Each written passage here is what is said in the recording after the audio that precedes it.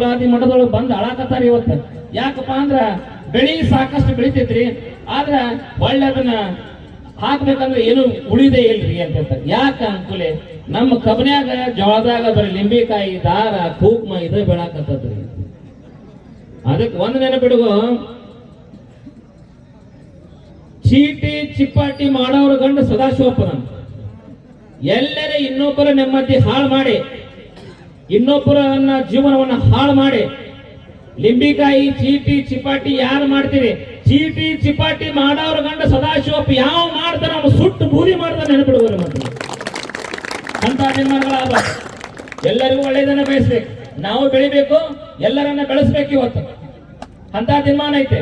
ಯಾಕಂತಂದ್ರ ಮೊದಲೆಲ್ಲ ಏನಿತ್ತಪ್ಪ ಅಂದ್ರ ಒಬ್ಬ ವ್ಯಕ್ತಿ ಪಾಪದ ಕೆಲಸ ಮಾಡಿದಂದ್ರ ಅವಂಗ ಮಕ್ಕಳು ಮೊಮ್ಮಕ್ಕಳು ಮೂಗ್ ಕೊಡ್ತಾರು ಅಂತ ಹೇಳ್ತಿದ್ರು.